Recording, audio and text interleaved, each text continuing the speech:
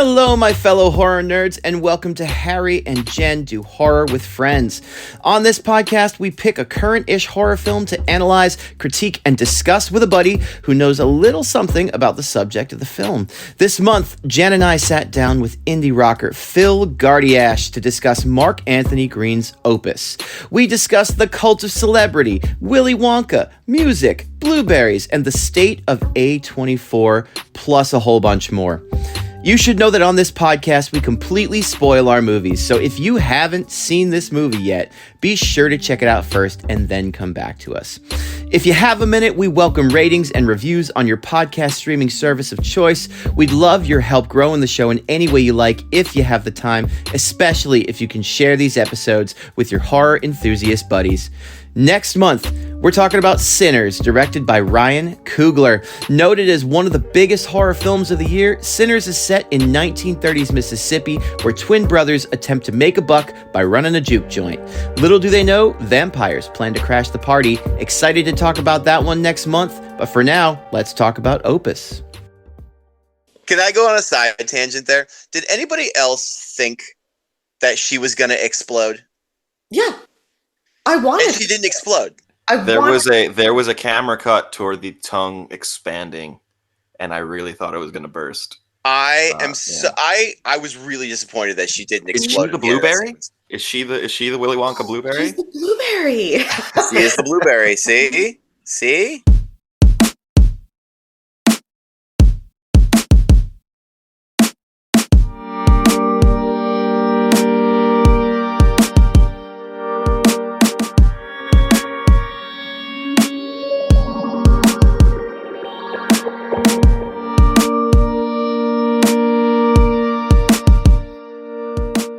Hi everyone, I'm Jen Lightfoot. I'm an artist and tattoo artist, and we usually talk about something that's happening in the week or something that's on our brains. My mom is coming this weekend, and to preface this visit, I've already received multiple text messages this week about her cell phone not working when it actually does work, but she just doesn't know how to use her phone. Right. So this is going to be my weekend coming up. Yay. Fun. Yeah. Dude, when the parents come to stay, it just brings up everything, doesn't it? It brings up all your childhood trauma. I don't know if you have a lot of childhood trauma. I kind of do. Oh, I do. Yes. Yep. Mm-hmm. Yep. Lovely. That sounds like a lot of fun. Yeah, it's going to be great. I'll hear why orange juice has too much sugar in it and all kinds of things. Oh, nice. But it's Orange good. juice is good. Yeah, Vitamin C is good. exactly. It's from a fruit, goddammit. Yeah, and fruit is good. Although I have heard that the vitamin C content in orange juice doesn't actually support the immune system the way that they claim it does. That's Big Apple Juice's lies out there.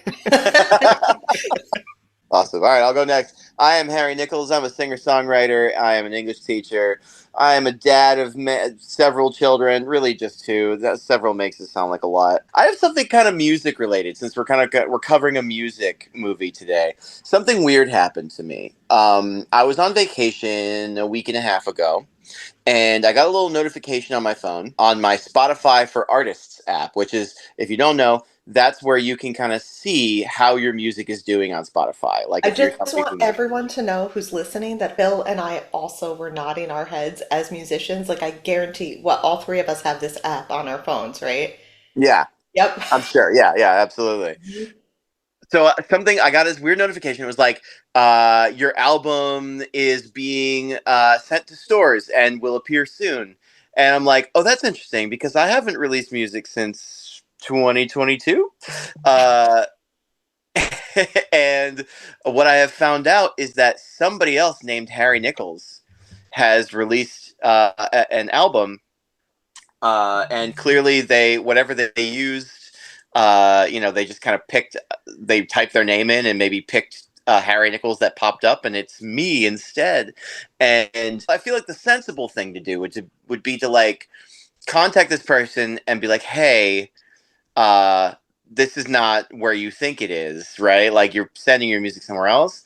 But the better story is just to kind of like let it go And so that's what I did.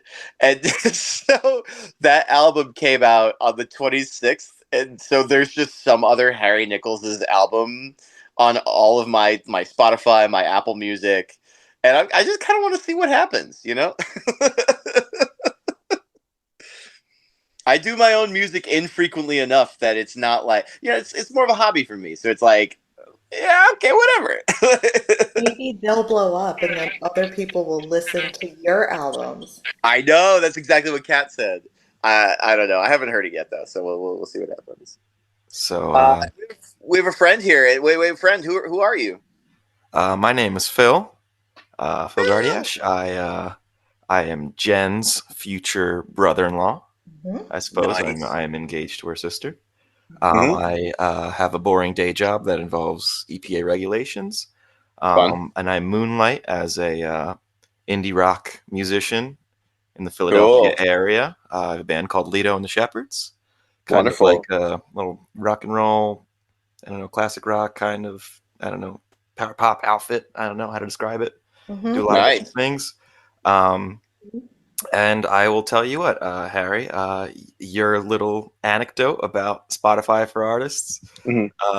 you're oh boy, I have the opposite side of that story that occurred to me 2 months ago. I put out a song with my band 2 months ago. We were planning a big release. It was kind of on a short notice because we had a show coming up and we were trying to make sure that it could get to like local radio in time and Mhm. stuff.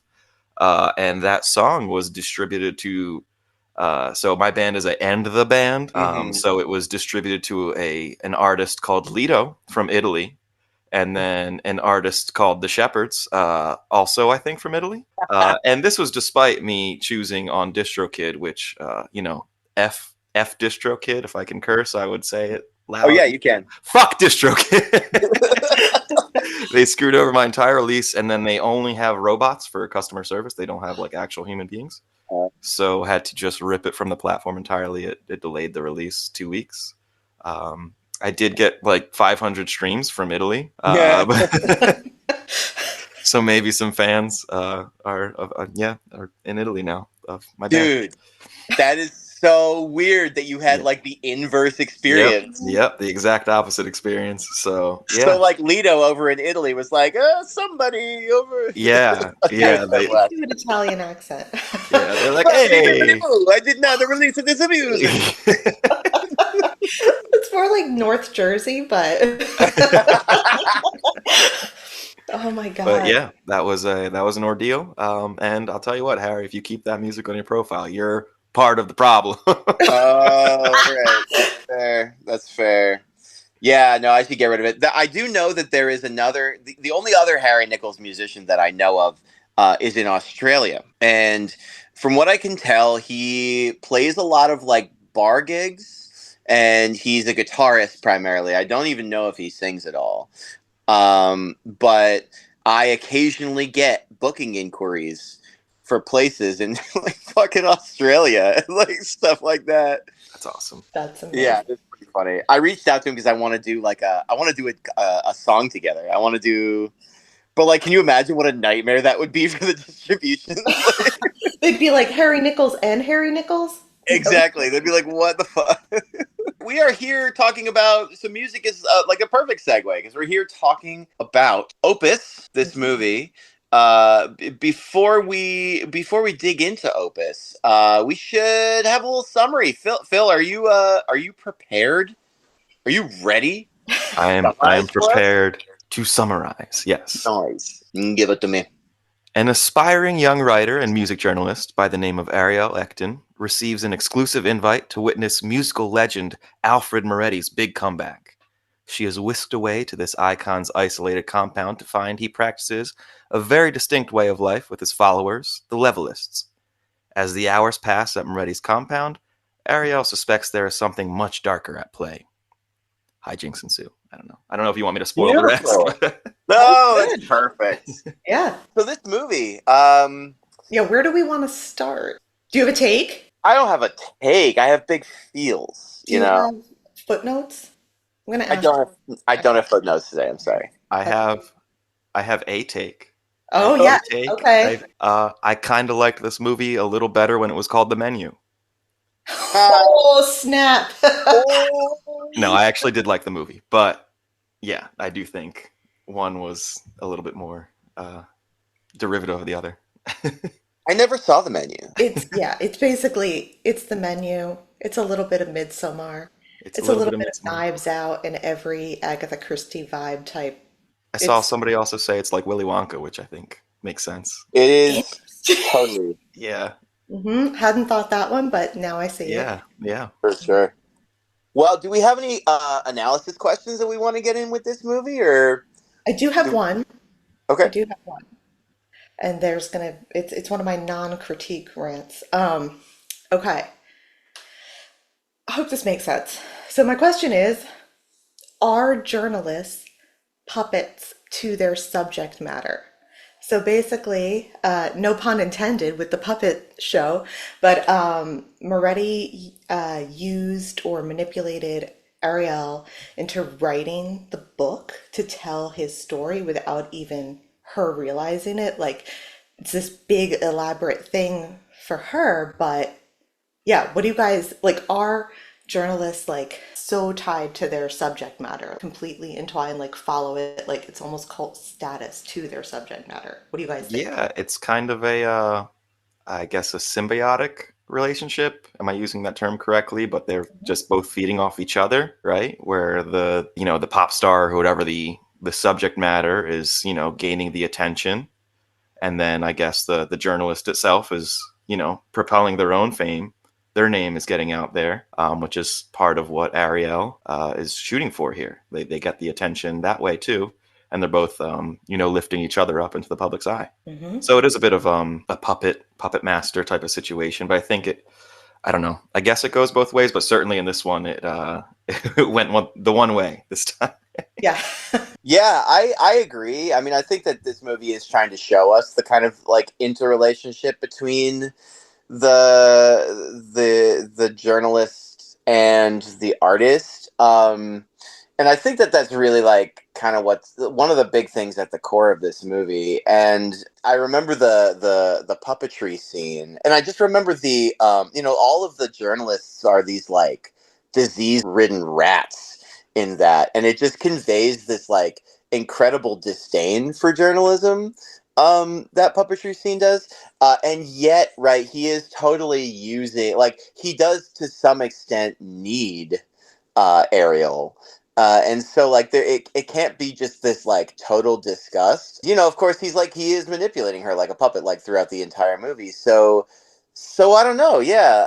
It actually a little bit ties to one of the questions that I wanted to ask y'all, which was about Ariel as a character. Do we like Ariel as a character, like as the person that she is, and if so, why? And if why not? And like, does that somehow kind of connect to how we're supposed to see journalism in this movie? I do like Ariel as a character. Her character, though, is portrayed as like, the new person, the rookie, like they literally use those words, like she hasn't she's not big enough to like write the article yet. Like no one cares about her. I find that kind of interesting. She's the classic character that's like the only one that thinks something is wrong though. So I feel like it's supposed to be like we're supposed to fit into her shoes, I guess. Like we're supposed to relate to her. I don't know. Yeah, I think the movie for sure sets the viewer up to see themselves in Ariel. Certainly, if you are another, go-getter who feels unseen or whatever, and feels like they do a lot of the work, a lot of the legwork to get something, and doesn't get any of the credit. She kind of gets pushed aside by Stan, the character Stan, a lot. She wants to write the other article, and he kind of just pushes her aside, says, "No, we're not doing that." Um, the very beginning, the first lines that she has this wonderful idea for this other artist. I forget what the other artist's name is. And they go, yeah, that sounds great. Let's get so-and-so to write that article. And then, like you said, she's kind of the voice of reason throughout. But she also has good back and forth with Moretti. She's able to neg him, and they have a good like repartee in their scenes together. Obviously, the viewer is supposed to feel sympathetic towards her. And I think the movie is pretty successful in that regard. Maybe I'm wrong. I couldn't stand her. What? I don't like. I think her character was like I just like, and I'm trying to put into words what kind of bothered me about it. And I'm not trying to jump into critique because like we always slide. But there's something about the way she approaches her assignment in this that I find like, and don't get me wrong, in the end, she of course all of her suspicions and all of her instincts prove to be completely right about this compound and all the people here. But something bothered me about the way she kind of reacts to the strangeness from the very outset. Like she doesn't really have any of that, like she doesn't have any like journalistic curiosity, which is interesting to me. Like she, like from the outset, is like, all of these people are creepy. This is a cult. This is strange, and I'm not really gonna do any, like, I'm not really gonna try to be a part of it in any way in order to understand it from the inside. Now, like, of course, it's that very instinct that, well, I won't say it allows her to survive, because like actually Moretti allows her to survive. Like that, it's like all very much his plan. But I don't know, man. I just didn't have this. I felt the movie trying to make me sympathize with her, and I just couldn't bite. And I'm not sure why. But I'm the only one, huh? Yeah, I mean, I think I definitely disagree with you when you say she didn't give the cult a chance or whatever, or didn't give the lifestyle a chance, because she's already reading the book on the way there. She's at dinner next to Jorg, asking like, "What's the deal with all this?" Like she's asking the inside questions, and she wants to do the article on the levelists themselves, not necessarily on Moretti. I think she does have that curiosity. I mean, yeah, there's definitely judgment. But if you're whisked away and your cell phone's taken away in this age and you're just with a bunch of strangers, and definitely there's power dynamics where everybody else is, the big fish in the pond and you're just the little guy there. Uh, I think there's certainly a level of distrust, but I don't know. I think she's likable. I agree with you, Phil. I think that she does have that instinct to, like, she's reading the book, like you said, and like interacting with Jorg. I mean, I do think though, with the power dynamics, she's 27-year-old woman, and there's a lot of sexist and ageist comments she continuously gets at work. She's alone in the middle of nowhere with people that she kind of knows, but not really. So I do think it's like her interest mixed with like fear. So like the fear comes across as like when she talks to Jorg as a little open but also judgmental, I think. So I think it makes sense, like she's trying to do the journalistic thing, but she's also kind of freaked out about what's happening. Yeah, I mean, I guess like like maybe something that bothered me. There's a couple moments that just kind of irk me in that way. The very beginning of the movie, or when she first arrives at the compound and they have that weird dinner together. I'm fully down to like call that for like as weird as it is. Like it certainly is. Everybody's eating this like crust of bread. By the time it gets to her, it's this fucking gnarly saliva saturated nub. That's gross, right? Fine. Like when Moretti catches her calling his followers sycophants in her notebook, that's a moment for me where I'm just like, I don't know. I just feel like she's like jumping to a lot there. And yes, she turns out to be right. Like she's, of course they're sycophant. It's a cult. I don't know. Something about I'm sticking to my guns about something not likable about her, because I think that there is something kind of pessimistic about journalism, and specifically journalism about art making overall in this movie that I detected. So the director, I think Mark Anthony Green, was a journalist. He was an interviewer, I believe, of like famous people. So I feel like he may have written himself into her role a little bit, just as like a side. So I do think some of the things that might not work as well might be some things from his perspective or experience. I'm not really sure. But I do think I disagree with you, Harry. I think it works. That's okay. I could be wrong. I mean, I watched this one with Kat too, my wife, and for the listeners now, I know you know who Kat is. She also, I think, doesn't really fully agree with me on that. I think it's just me. I mean, I guess she is like her boyfriend or whatever he is to her, whatever that relationship is. At that like sushi meal that they have together, he says like she's middle as fuck, and I Yes. think maybe that's like, I don't know, like once again she's kind of getting bullied into this situation where she's like, all right, I guess I have to go for this.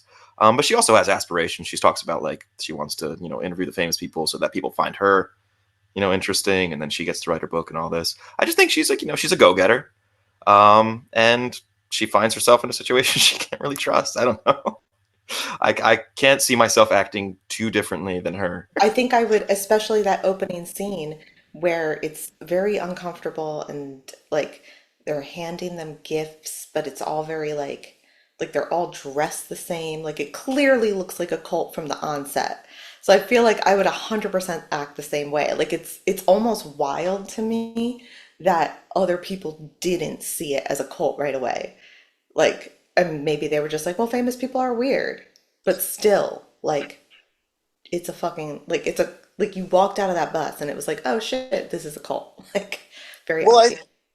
and I think that's part of my pessimism about journalism too, is like, you know, like I definitely see the other journalists that they're with as like just like self-centered, greedy, willing to like turn the other way, like look the other way at certain things. Like I think it's really generous to say that they don't realize that it's a cult. I think it's probably much more likely that they do realize that it's a cult, but they understand that Moretti is the one who has the power, and so they're willing to just like, you know, kiss his ass and pretend that it's not a cult and pretend that it's okay. Well, I think that's a lot of what the movie is trying to say. It's these vapid, like hyenas, you know, worshiping celebrity, and the lengths that they go to excuse celebrity. Phil, do you have a question you want to throw in, or? So I want to say, coming into this, I was, you know, I think I wanted to talk about a movie that was kind of based in music, and certainly like the opening credits. They use Maggot Brain very successfully, and it's like these fans that are kind of like just losing their mind to the artist on stage, and I guess it's supposed to be Moretti in the past. Yeah, I thought that was like very effective, and I thought it was gonna be more about like the music, but it really did feel like more about like the cult of celebrity here, you know, and just like the idea of celebrities, you know, taking advantage and trying to stay in the spotlight. I think that was like the main message of this movie. Yeah, I agree. I mean, Moretti even calls himself a god at one point. Like, I mean, yeah, he says everyone can be a god, but honestly, no. He also says previously, like, you know, we're not created equal. Yeah, so Yeah. that was so everything that the levelists and what Moretti says is kind of bullshit. It's self-contradictory.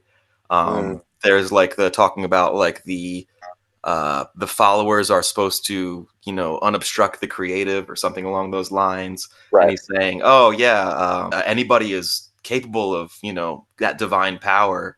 But then like a second later, it's like, but some people are vessels and they can't, like some people have it and some people don't. And he's like, haha, finger guns. Oh yeah, you got it right, Stan. And I also wonder, that scene by the pool, I guess he's sitting by the pool and there's people painting around him, and Ariel's talking to him.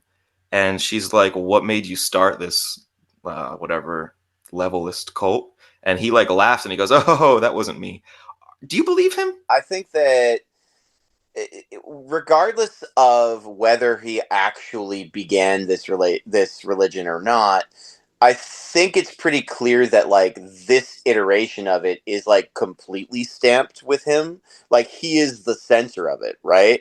Like he's made this religion about himself, and he gets to be the god, and everybody else has to serve him. So like, so yeah, I mean, I think that that's a great question to ask, but I think that, you know, what it appears to me is like there, like maybe there were some other kind of like precursors to it, and that's what he's referring to, or maybe he's just full of shit there. I don't know. I don't know. I kind of think I think he might be full of shit because he says it's been around for a long time or something. I forget how he words it. And I'm like, has it?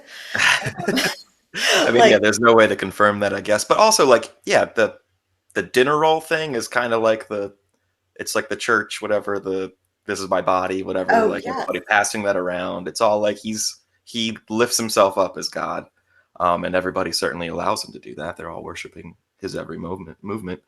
His little like speech about friggin' Muhammad Ali and Chuck Norris, and everybody's just like at his every word, but it's just like a ridiculous story about like chopping mosquitoes. And they're I, laughing, even though it's not really that. It's like Yeah. not funny. yeah, I think that that's there to show us just how, he has all of these people in his pocket. You know what I mean? Like, Yeah. it's just Yeah. this very unfunny joke that he tells.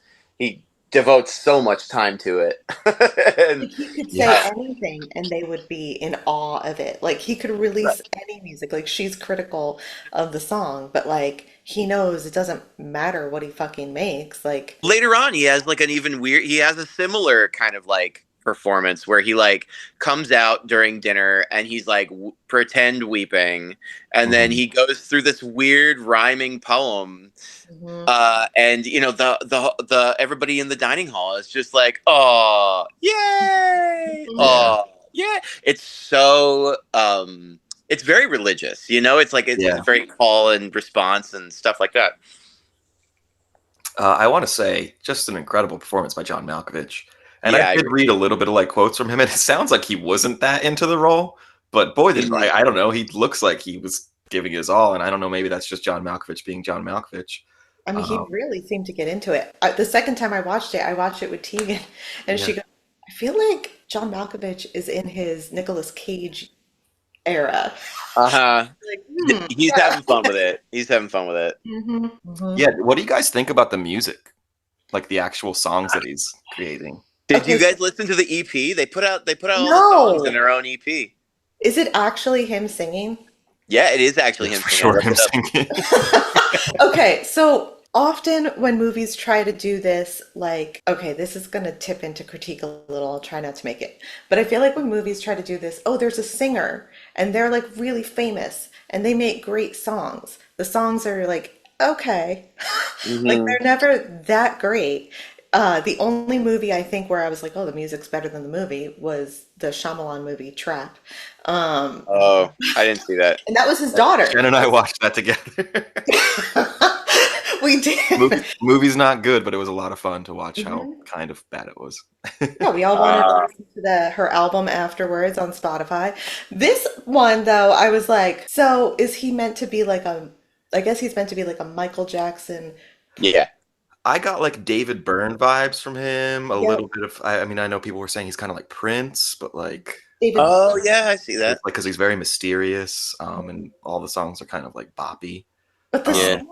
the songs, like, what did you guys think of the songs? No, I'm a huge sucker for songs in movies. Like I think it's just like the just the vibe and the gravitas of like sometimes having the visuals of the movie there with the songs. Like it just really makes me like feel it more. Like when we did Smile 2, and they also did all those songs in an EP. But the first time I heard Doctor, I need a new brain, I was like, this fucking slaps. Okay, Harry, how the fact that you remember that, how often do you listen to that song? Listen, I have put it on like every now and then. I'm not gonna lie. I'll put that song on.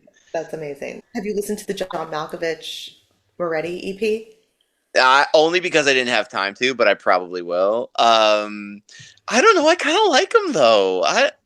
Am I alone in that I again? thought Dina Simone was a bop. Certainly, I thought they set it up well with everybody kind of singing along, and it shows people that can karaoke and some guy working out and the influence, and they're all kind of going along with it. That one was very like Princey, like weekendish, honestly.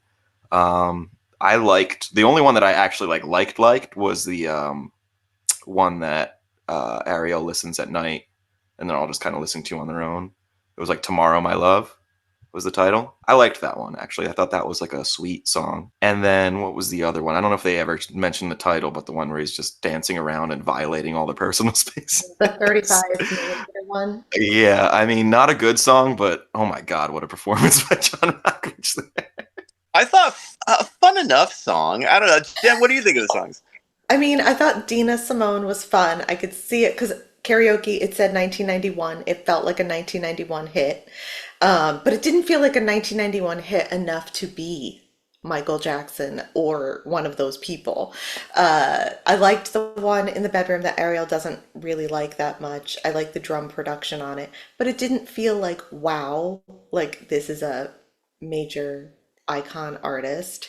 And then the one where he's dancing around the room felt very like kind of similar to Dina Simone. And I was like, okay, so he's sort of one note in this. So I was more critical of him. Wait, I thought Ariel did like the one. She kind of goes up to him and said, "You haven't like lost your step," and that was like comforting to see. No, And but I she liked said, that line because he kind of shows a little bit of vulnerability. He's like, "Yeah, that's kind of like a relief that I guess I'm still me." I read it though, but she says it's kind of funny. And he was like, what do you think it's funny about it? And she's like, I didn't picture your heart that way or something. So I thought she was criticizing the lyrics. Still like the song though. I don't know. Whatever. I get what you're Yeah, saying. yeah, I don't know. I do think she was trying to compliment it. Like, I think she was trying to say that it's like surprisingly like kind of vulnerable sounding as a song for somebody who's supposed to be this like mega pop star who has his own cult. Um, you know, Ultimate fan club. yeah. Can we talk about very briefly, because I feel like we kind of want to do critique here, but like, can we just say one thing about like the Willy Wonka of it all? Like, did anybody go down that rabbit hole the same that I did, or what do we think? So I didn't. It wasn't until I was, looking up, what other people thought of this movie today and different, trying to get different quotes and stuff and seeing what the actors had to say. But literally, I just came across someone saying, "Oh, it's kind of like Willy Wonka," and I was like, "Oh, it kind of is. Yeah, I totally get that because like everybody meets their demise in their own kind of fitting way, Mm-hmm. sort of." Yeah, I definitely got more like Midsommar-ish though, because like it's everybody's lying. It's like, oh, it's okay, don't worry, everyone's fine. Like, don't worry about them. They're going to town, whatever. That's just where they're at. Or what's her name? Like the influencer was like, yeah, she's okay. I just spoke to her. She's fine. Don't even worry about it. Yeah, I mean, everybody kind of got their, at least from Moretti's perspective, the just desserts. Like, I guess they're going into a world of leisure and fun, but it didn't feel exactly like a world of wonder. So I think that like I can see it, and I also feel like this is going to be a thing that I'm going to say and no one's going to agree with me. I don't feel like the deaths were varied enough. I feel like it was a lot of stabby. So I feel like Willy Wonka, the deaths were more creative. Or I guess, do they die? I don't know. I don't like Willy I Wonka. wish someone turned into a blueberry in this movie. That would be great. I mean, they're all wearing blue. It would have been very fitting. Oh, there you go. It's very, very similar. Like it just going back to Willy Wonka for a quick second, right? Like you've got this like renowned person who invites a select group of people through a handler to you kind of like peek behind the curtain and like see what's going on. As you both mentioned, right, there's like servants. If you replace all the orange people with people wearing blue, right, you've got the cultist for the Oompa Loompas. You've got his ultimate motivation, which is like to continue his legacy, right? That's what Willy Wonka's doing in Willy Wonka and the Chocolate Factory, right? He wants Charlie there so that Charlie can continue on the chocolate business because he wants to quit. And so, like, I don't know, like, does that do anything for the movie, like, thematically, or is it just there as, like, a fun structural thing? Or is it, I don't know. I think it's more of a fun structural thing. I think mostly what this movie is just trying to say is that, calling out the journalists and the vapid people and allowing whatever nonsense, whatever monsters are acting as, just for their own, way to get ahead in life, for their own fame. So yeah, I mean, they all get their like whatever just desserts. Like you said, they're portrayed as rats in the Billie Holiday thing. Which, by the way, did you know that the voice of Billie Holiday in that is Rosario Dawson? I found that out today. And I was like, wow, that's fun. The cast was great. But yeah, I just think like it also doesn't help, I guess, with this allegory here that like 3 of them die in the same room, sort of. Yes. Because Yeah. like Yes, the it is, one yeah. obviously exits earlier with the allergic reaction, and the one former cohort whatever gets his head chopped off while getting a massage. But then the rest of them are all kind of in that room. I guess Juliette Lewis doesn't die there, but she does get her scalp pulled. I do want to say that this movie was more of, I mean, no, that for critiquing or whatever, I feel like we're jumping into that. I don't know if you want me to. We can go there. Let's go there.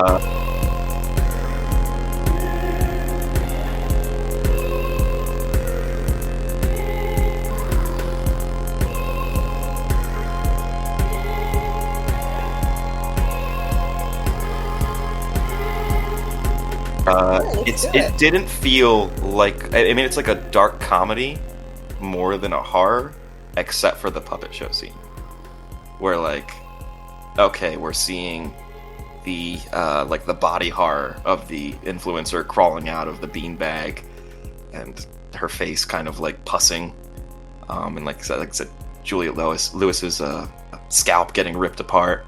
Yeah, that was like the only scene where it felt more like a horror movie. Everything else just kind of felt like this kind of like dark, kind of witty film. I mean, I totally agree with you 100%. Like, it's like you said, it's a dark comedy. Yeah, except for when that scene happens in the puppet room. I had written down throughout the movie, the camera angles were more ominous, like what would be used in a horror film, but it was essentially a comedy in tone. So I was like, it's not filling me with suspense, really. I didn't really feel dread. The first time someone is killed, I was like, okay, this is gonna sound terrible, but I was like, who the fuck is that? And then I realized it was the guy, because I was like, what does he even look like? We saw him in the back of the bus. I don't know that actor. And then when his head was on the wall, I was like, well, he doesn't look like that guy, but I guess that's him because his head's on the wall. But like that kill was kind of like, I felt like this movie was one of those movies that is great for people who want to dip their toes into horror but don't love horror, because a lot of the kills were not very gruesome, except the girl with the allergic reaction. I think hers was the most grotesque. Yeah, but sure. like, we don't see any blood with the like massage scene or anything. We don't even see it. Like, it just felt like they just threw that shit in there to make it a horror movie. And like I said, there's like parts of it that are kind of derivative of other things. The whole weird hut where we're doing oyster, whatever, Shucking. diving, Yeah. shucking, like pretty intense oyster shucking. That felt like very Midsommar, like the random hut in the middle of the compound where no one like talks about that hut. We're not talking about that one.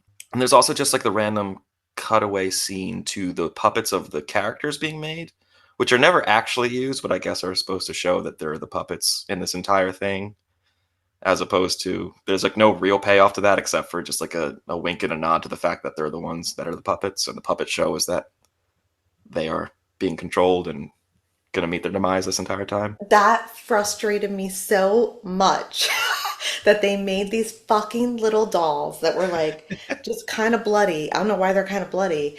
And then it felt like Lost. It felt like Lost where they're like, this would be cool. And then nothing ever happens. And I was like, was a scene cut? Were they meant to be the puppets and then they used rats instead? I don't know. It felt very annoying. I feel like this is the A24 MO though. Like, it's like, let's like throw shit at a wall. Let's see what sticks. Whatever's interesting, we'll see what sticks. And then, at the end, like a lot of the stuff that they kind of hint at just never gets used. There was something really interesting that I thought that Ariel is writing in her notebook when, like, after the first dinner, where like if you freeze it for a second, it's like she's asking questions about Moretti. It says like aging normally question mark or something.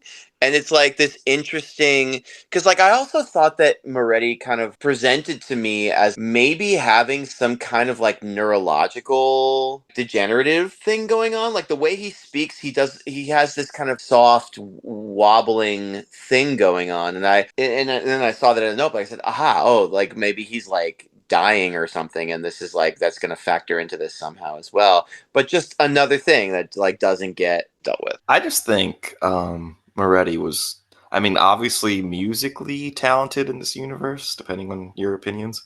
But he's kind of full of shit the entire time. Like everything he kind of says is just word salad. Like he uses like, I don't know, he uses big words and he kind of speaks in a very poetic way the entire time to say something that is very, plain. He doesn't say too much actually. Like I said, he had this entire story about nonsense about Muhammad Ali and Chuck Norris, and yeah, that entire scene where he's just going, oh, we got the gig, and everyone's whatever. It's just I don't know, everything is kind of just shit. And then he finally shows his true colors a little bit during the puppet scene, where he kind of mocks the idea of the interview, and he's just like, yeah, so why did you call it this, the album title? And he kind of like mocks the idea of, I guess, what the influencer is. You never really find out what the influencer did either, aside from being an influencer. Because the other ones, it's like, oh, he insulted, or said the record was overrated, and the other person said his hair was stupid, or he was bald, and the other person made fun of the fact that he got his dog stuff. But the influencer is just, I guess, an influencer. He doesn't like that. Which one is the influencer? Is that the one who has the like massive allergic reaction? Yes. And yeah. So like I feel like that's all about destroying her like physical appearance, right? Because if you're an influencer, you should be pretty and on camera and all that stuff. And that's like something he says as he's like leaving her dead body in the room. He's like, still pretty, still pretty. Yeah. Like, I didn't quite get it enough, So like I get her, like I didn't really get from her character that that's who she was, because I don't think she was just in enough of the movie, frankly, for us to like get a beat on like that's her fatal flaw. But yeah, I don't know. She really doesn't even have any lines. It felt weird. Like, this is how I kind of feel about all of these characters, except for, I think Malkovich plays Moretti interestingly enough that he kind of feels real to me. But, like, I didn't feel like any of these characters were actually characters, including Ariel. I like her boyfriend in that sushi restaurant is like, you're mid as fuck. And I was like, yes, like she is mid as fuck. Like there's no like I get what she wants. She wants to rise in journalism, but like where is her like backstory? Where is her like pain and trauma that she's dealing with? Like where's her like shit? You know what I mean? She's just this very kind of like two-dimensional character that we're supposed to kind of project onto, and maybe that's part of why I don't like her too, is because like I feel like the movie's not doing a lot to make me do that. Yeah, I think her backstory is just the fact that she's been toiling around at this company for 3 years and just getting shoved aside for other people's ideas. I thought Stan was a relatively real character in that he's just like douche boss. Like he's just like douche boss. The only thing that was, and this kind of felt, it's movie magic and it's saying something. It felt kind of like almost like American Psycho-ish, where it's just kind of everyone's kind of looking the other way at everything Moretti does. It's like, they're shaving the pubes. And he's just like, haha, fucking Moretti, right? That's crazy. And that whole entire dance scene, everybody's just allowing him to rub up on them and pantomime sexual acts on them. And then even after he's shot in the chest randomly, which was honestly, that was my favorite part. And one of my favorite parts of the movie, just getting shot in the chest. Why was he in a sling though after that? I don't really get I don't know. I don't really know medical stuff. Yeah, so but like, he's shot in the middle of the chest and suddenly he's wearing a sling on his right arm. Yeah. But yeah, even after that, she's like, guys, something is wrong. And everyone's like, come on. That's just Moretti, baby. And it's just like, ugh. So like, that's where they're unrealistic. But I think Stan overall is, I don't know. You've seen douche boss before. We've all seen douche boss. Sure. Like I know the type. I guess I don't know. Do you think they're more like caricatures of people? Like for sure. I do. I think they are character. I think everybody is a caricature in this movie almost. And like, the thing is, like, this is maybe one of those things. I think Jen, you brought this up a little bit, talking about like tone and style. But I feel like maybe there's a bit of an incongruity between the like visual style of this movie and its actual content being a little bit campier than it maybe visually lets on. And so like there's something that just doesn't quite come together for me in the middle of all that. No, it is campy. It's campy, but it's not like camp is usually fun in many ways, and this isn't fun. Yeah. Like, Um, and yeah, and the characters, the way that it's shot like an A24 film, so you feel like you should know the characters. But it's like, okay, we have the douche boss, which I actually think the douche boss is the most believable. We know who his character is. We have the TV host who's called like TV's hottest, most unlikable TV host, but then she's actually really down to earth with Ariel. Like, I don't get her character, and I love Juliette Lewis, so I'm like, what the fuck?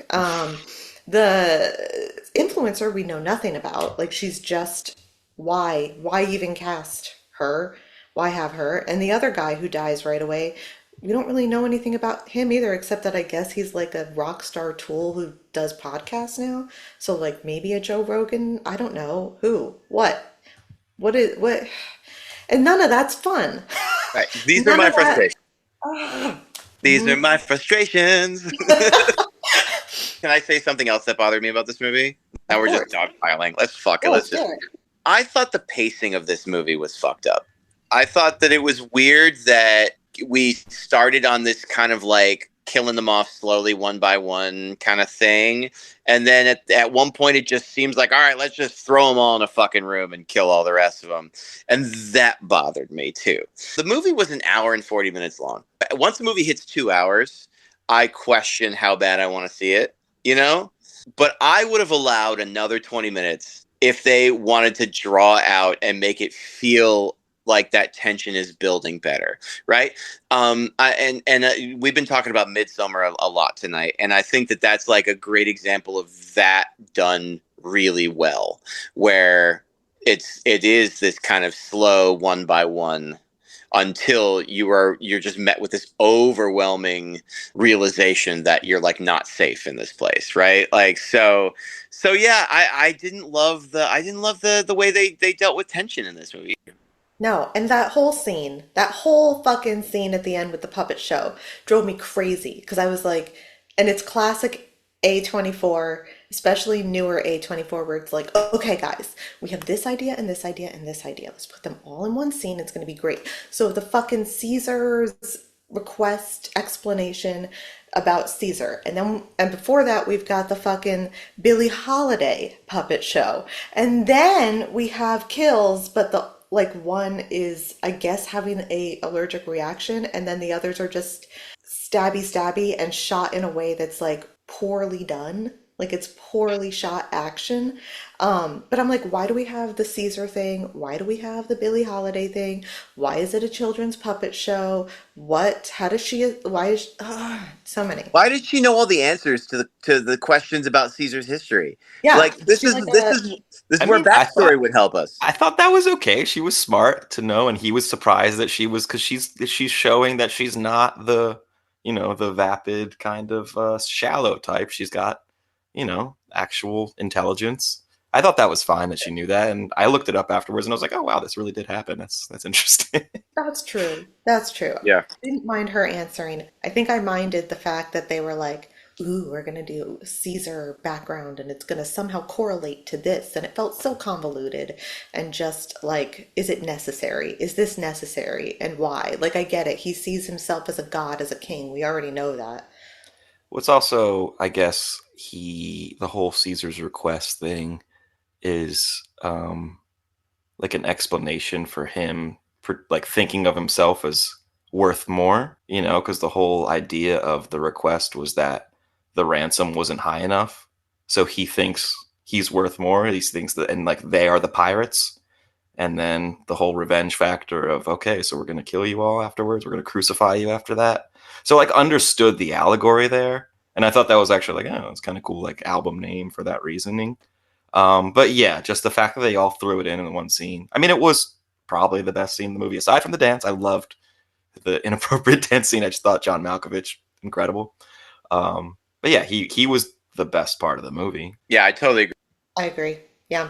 And there is one other moment with a Caesar thing that I didn't catch, but when I was watching it with Tegan, oh God, there's like in the very beginning when John Malkovich is in like a dressing room type thing, there's like a ceramic sculpture or doll looking thing. And that apparently is Caesar. Oh. I didn't catch it. There But you go. Keegan was like, "That's Caesar," and I was like, "Oh, well, that'll come up later."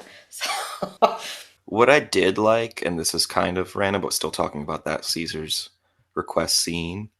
And I noticed this on my second because I watched it twice, and then I kind of went to the hits of the movie to see like, all right, like let's watch the scene again as opposed to taking notes during it.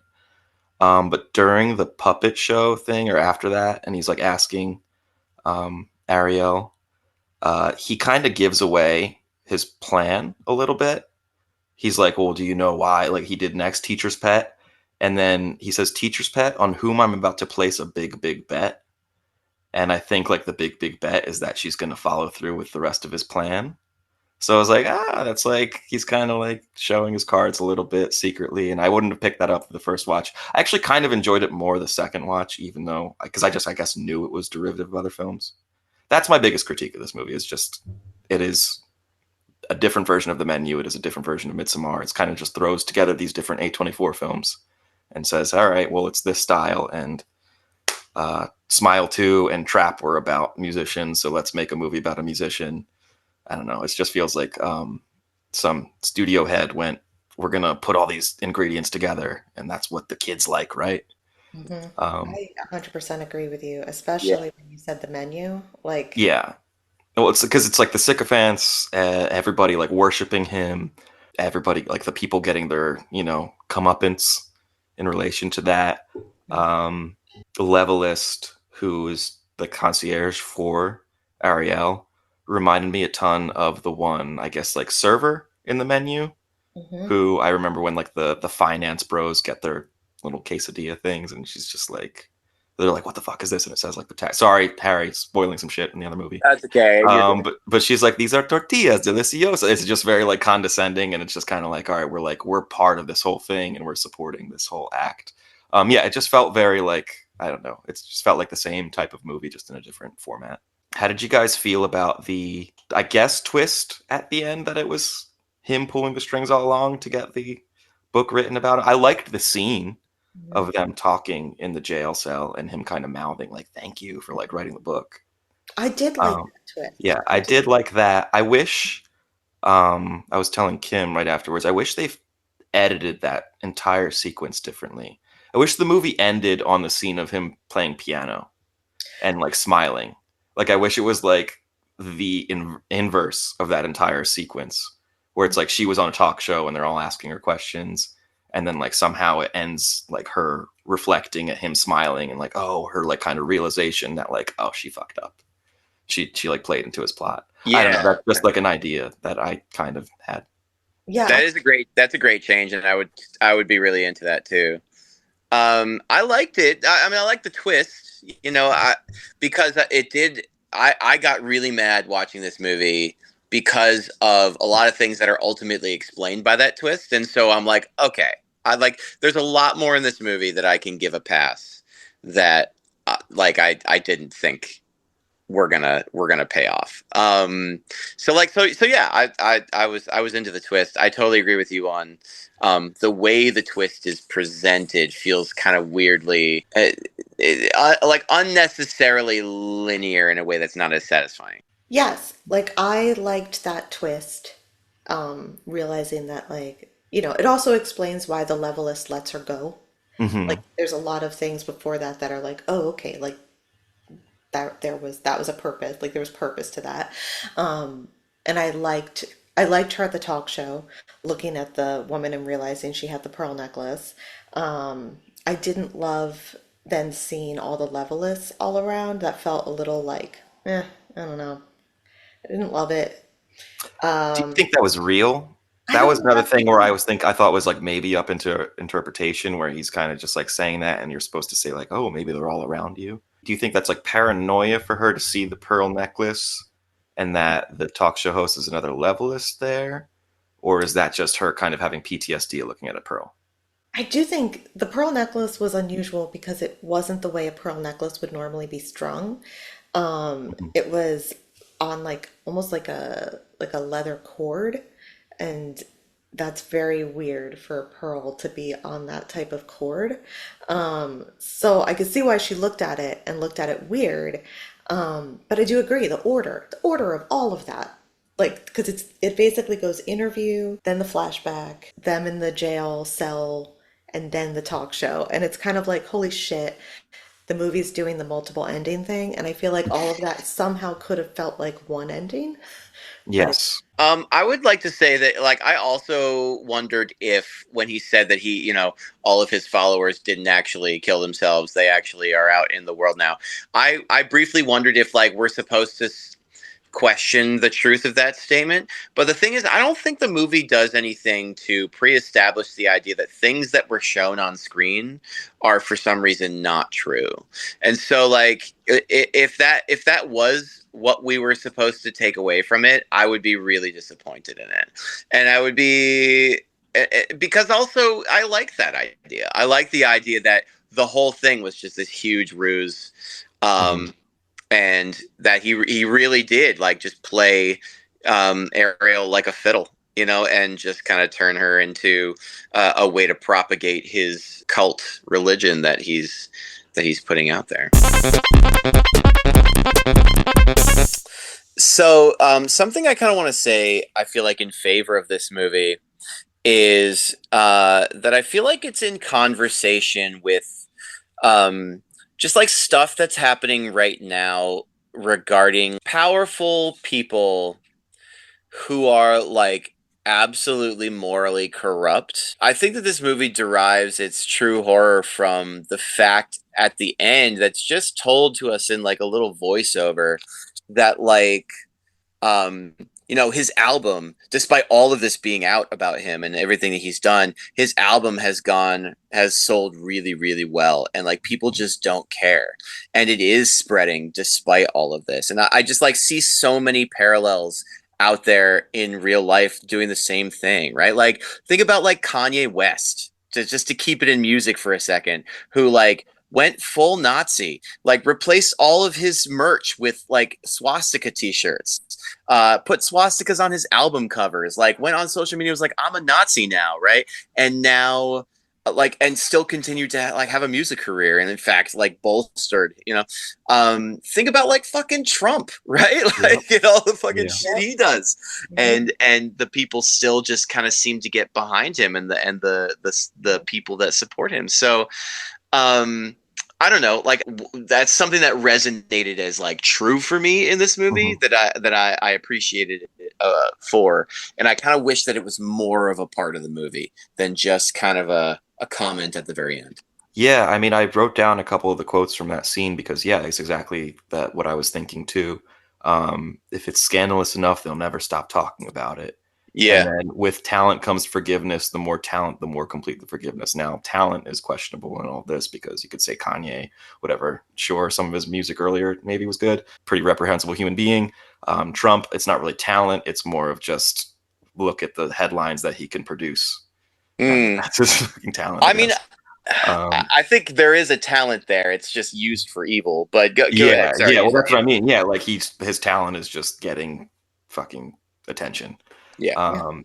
Yeah. So like that. Yeah, like you said, it's a big analogy for life these days, and the attention that these people can get and keep, and the fame and keeping the machine churning in that regard, and how it's kind of all fucked up in that way. Yeah. Yeah, I really think that that scene was very interesting. And I forget, I think both of you might have said this, but that would have been interesting to kind of see that point a little bit earlier too, not just kind of stuck in at the end.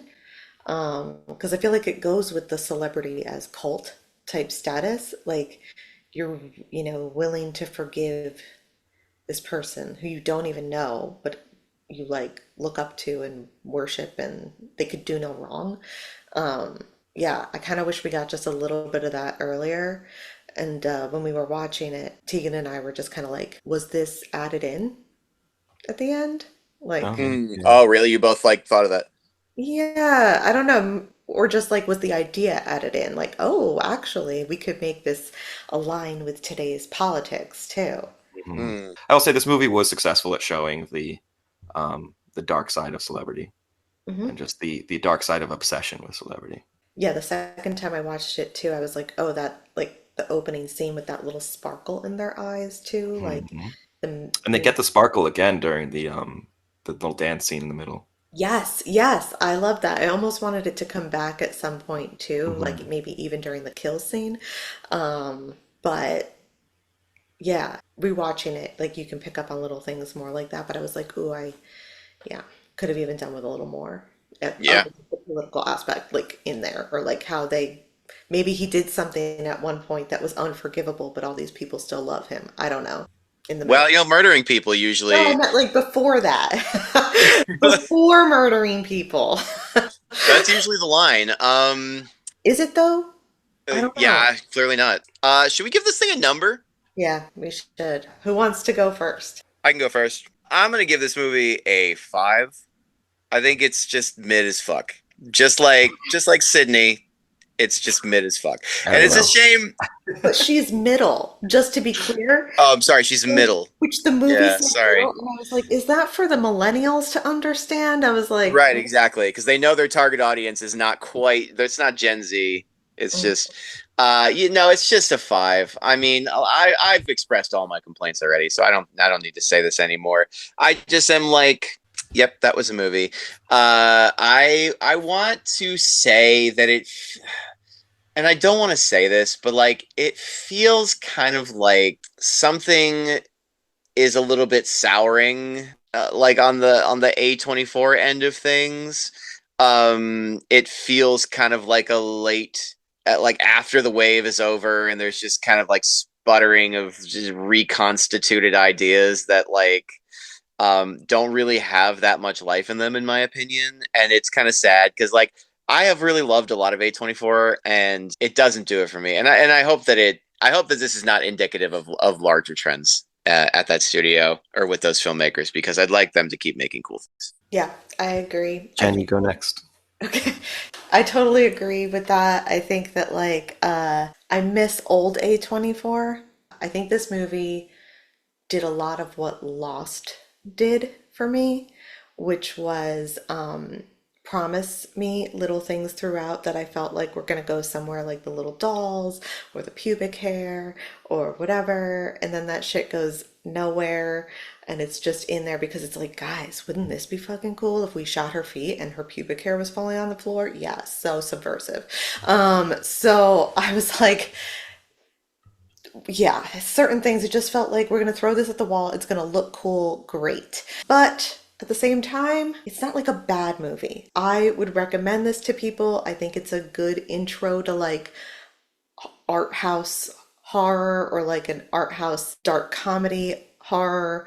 I think it's like Harry said, kind of mid. So I'm going to give it a 6 though, which seems a little higher than it should. But I also kind of enjoyed it if I don't think about it too hard. See, I would not recommend this movie. I just don't like if somebody wants to get, like, if someone's a musician and they want to watch a current horror movie, I think I would recommend Smile 2 over this, which you recall I also didn't really like Smile 2. If they want like a culty movie, like obviously I'm going to like send you to Midsommar first. I started this podcast off by saying I liked this movie when it was called The Menu more. I do recommend you see that, Harry. I thought that movie was pretty excellent.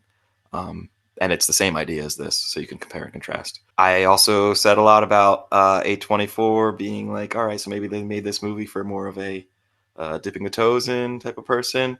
I'm not like an art house horror guy. I'm really not. I hated Skinamarink. I could not watch Skinamarink. Yeah, Skinamarink. I'm so glad it came back. Yeah, I could not get through that movie. And I like even so the other weekend with my band, Kim put on Barbarian in front of everybody. And I went, Kim, bad idea. These people are not gonna like Barbarian. And as much as and that one is kind of an easier watch, Oh yeah. all told. But I would say I could suggest this movie to them because, like I said, it's more of a dark comedy, less like gore and horror and all that stuff. There's a little bit of that, but not too bad. Overall, because of the fact that it is derivative of other films and ideas, and that we went through a lot today, I would give it a 6. In terms of my enjoyment watching it, I would actually give it like an 8. I loved John Malkovich. Like I thought he was just awesome and like absolutely, he was dripping with riz every scene. For those, the youth out there. Um, yeah, he was great. I thought all the performances were great. I just think the script was a little too straightforward. Like there was no. It's. I'm shocked that we had as much analysis as we did because it felt like a pretty obvious film, for the most part. So yeah, like critically, I'd give it a 6. I was telling Jen, I was telling Tegan this the other That's day. awesome. I was like, critically, I'd give it like a 6. Like my enjoyment while watching it, I could give it an 8. But like, I understand that's not like the actual score. Like, I just had a good time watching it. But I The can, factors. but I also like, I didn't like Smile 2 either. Let me say that. I didn't thought, I thought this was like a better watch than that. Just comparing, but like, this is just too derivative of a plot and ideas, and it just feels like it steals all these ideas from other films that we listed today. And it steals them without like doing nods to them. Like a lot of horror movies will do like a nod to like Yeah, a reference, but it's not.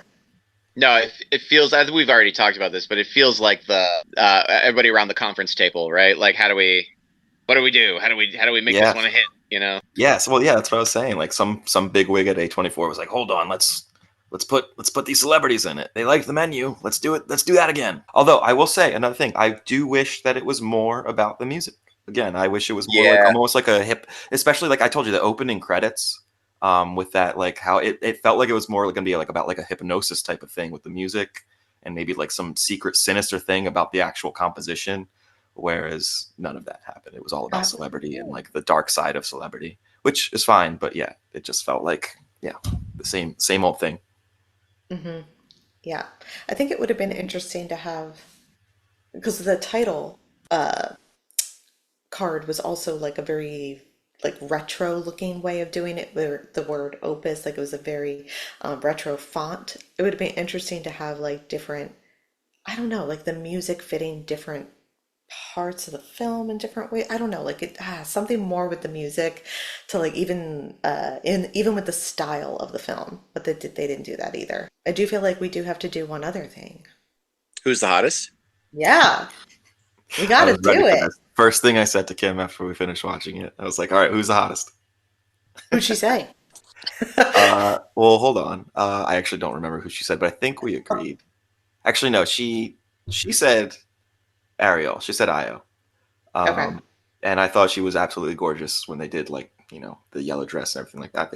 Wow, stunner. Um, Objectively, hottest in the movie. Actually, Stan's a good looking guy. He is a good looking fellow. Well put together, nice beard. He's even checking himself out when he's dancing the song and stuff. He knows he's a good looking dude. I thought the concierge. I think honestly, it's a movie full of hot people except for John Malkovich. But the main concierge who's chasing down like Io, also attractive lady. Just it's a movie of good looking people. It's just it didn't land entirely. Oh man, this is a tough call. Like, I don't want to be annoying. I didn't find anybody in this movie particularly hot. I mean, John Malkovich like doing his like weird violative dance was certainly something to see.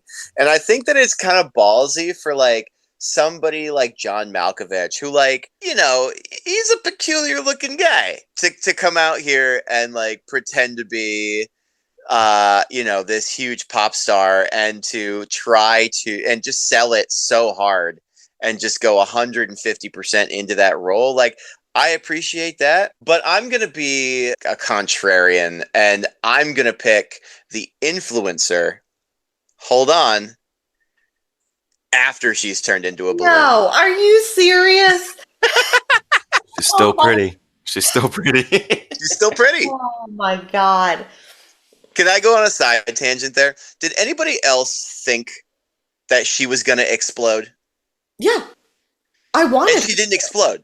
There was a camera cut toward the tongue expanding, and I really thought it was going to burst. I was really disappointed that she didn't explode. Is she the blueberry? Is she the Willy Wonka blueberry? She's the blueberry. She is the blueberry. See? Yep. I really did want her to pop, though. I was like, God damn it. I know, me too. Especially because he like poked her and it kind of Yes. burst out. When it went in his eye and he got all upset, I was like, He got upset back that the foundation was running though. Yeah. I did. Yeah, I love those little character beats with him where he was just talking about, even like when Julia Lewis's character is kind of like screaming and he's just, "You're being dramatic. You're being dramatic." Yeah. About this." Yeah. If not for John Malkovich, I think this movie might have just been very ho hum. It already kind of was, but yeah, increasingly more so. Yep. I think All right, Jen. mine's going to be the obvious one. Ariel, which is it Ao? Yep. That's who I'm picking. That's what Kim Nice. picked. You guys, 2 peas in a pod. It's because we're right. No. I wonder if we picked the same person when she was on Hereditary. I don't remember. We did. She was Sophie on Thatcher. Heretic. Heretic. What did I call it? Hereditary. Hereditary. Yeah. Oh my God. Yeah, we both picked Sophie Thatcher. We did pick the Well, because that was the correct answer. It is. Oh, except for Hugh Grant. Hugh Grant is a legitimate answer for that one. I have a question? Would Christopher Walken work in any of these roles? Yes. Christopher Walken would work. I know John Malkovich was great, but can you imagine Christopher If it had Walken? been Christopher The Walken? dance that Christopher Walken would have done would have been Yeah. something Oh else. God, yeah. Great. Like that Fat Boy Slim video, he'd been flying around the room. That's an incredible point. Do we have other games we want to play? Although I feel like we all may have answered this already, but is it armchair director? We could just recapitulate quickly if we want. Like, what's something we would change? You get one change to this movie for maximum effect. What would it be? I mean, I mentioned mine is I would have loved it to end on him smiling like a jackass at the piano getting arrested. I think mine would be just a slower build. I just want more of a, like, if we're already ripping off all these other movies, like, let's just do more Midsummer. Like, throw more of that, make it slower, steadier, more dread inducing. I just didn't feel any dread watching this movie. And so, yeah, I just wasn't feeling it. I think I would want them to pick a genre. Either make it a dark comedy only, or make it a horror comedy. It can still be campy. It can still have John Malkovich, but like if we're going to do the horror version, then the kills need to be paced better throughout the film. Yep. They need to be shown and they need to be all different and more creative. If it's going to be a black comedy, we don't need to do the kills the way they were done. Like people could still die, but like it doesn't need to be suddenly like, oh my God, now it's a horror movie. Like it can be a little bit like the pacing would be different. I think that's what I would say. Pick a genre, pick a lane. Go harder on the connections to Willy Wonka. I want like a 1-to-1 fucking correlation. I want him in a top hat. That's right. Yeah. Come with me. Can you just sing the song at the end? And we'll be his right? outfit. It wouldn't be so far-fetched if he had like a purple sequin suit and like, you know, just like One of the jackets in one of his outfits was kind of close to this. Yeah. The Wonka jacket. He was just missing a top hat. Yeah. that's easy. My last tweak would be have that influencer chick explode. Yes. Honestly, that could have done something. Mm-hmm. Just the entire room getting covered in influence. Yeah. or what just I have did. her like inflate like it's this absurd balloon. And then just from the outside of the building, have it literally just explode with like flames and like rubble and debris. Like that would have been fabulous. Okay, I'm here for this. Then they can go completely in the horror comedy direction. Yeah. That sounds great. Guys, Like I wrote, several, because they keep cutting back to her. Yes. Inflated. I'm sorry, I'm so hung up on this. I can stop. No, I feel wrote- like they were really proud of her makeup. They're like, guys, this makeup is really good that we've done. Yeah. I wrote this down, and I feel like we might have missed this when we were talking about the hottest in the movie. Tony Hale as Moretti's assistant who announces everything. Yeah. Just wow. I don't know, just the long hair. I was like, holy shit! Why is he in this? Why is he in this? Buster Bluth just absolutely. Yeah, well, that's what I mean. It's just like recognizable people thrown in this movie. I feel like they could have gotten a couple more no names and maybe paid a little bit more to like a better writer or something. Yeah, that's true. Although I think the movie was written by the director, so I guess. So I do have another little tweak I'll just throw in there, and this is based on a misunderstanding I had. When I started watching this movie, I got to minute 8, and Tony Hale showed up on the screen, and I mistook. I thought that Tony Hale was Moretti, and that's what made me stop this movie and like make my wife watch it with me, because I was like, "You cannot believe what they are trying to pull over on us right now!" Like, Oh my God. and I think that would have been a fabulous change as well, actually. Buster Bluth be Moretti.